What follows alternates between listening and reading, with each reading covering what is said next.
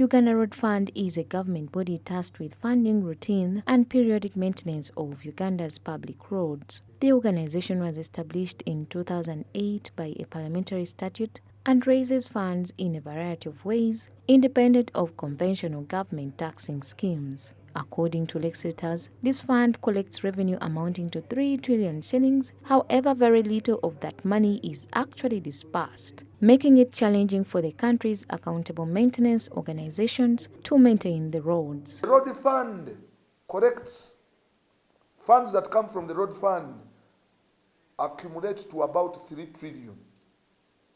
But government only commits and releases 467 billion.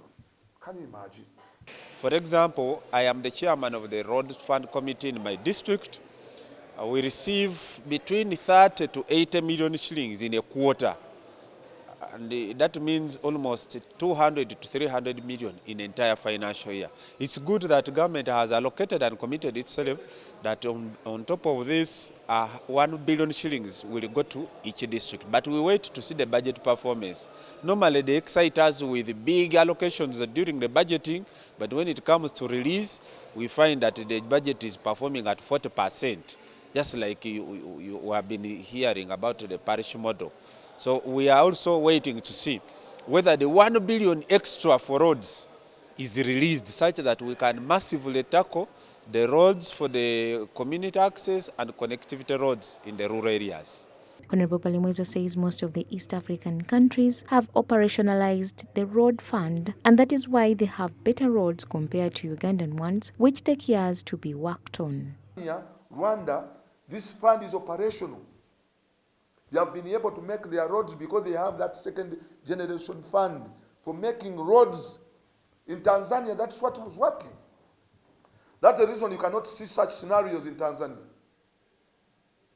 Because roads connect students to schools, connects farmers to markets, patients to hospitals. Road infrastructure is crucial for a country like Uganda, where road transit accounts for 90% of the transportation system. The situation gets worse during the rainy seasons, as many of the roads in Kampala city are full with potholes, and the ones linking to community centers are hardly maintained. Members of Parliament are happy with the 1 billion shillings allocated to each district from the road fund, but caution Ministry of Finance about the ease of releasing this money. Some of us who worked as district councillors, chairpersons of districts before we came here, we are aware about the problems that the districts face, especially on infrastructure development.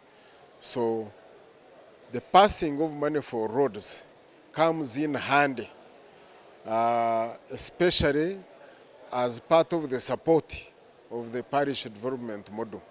Because once we spur people into a lot of production, then whatever they produce, agricultural and animal products, all need to be moved to markets.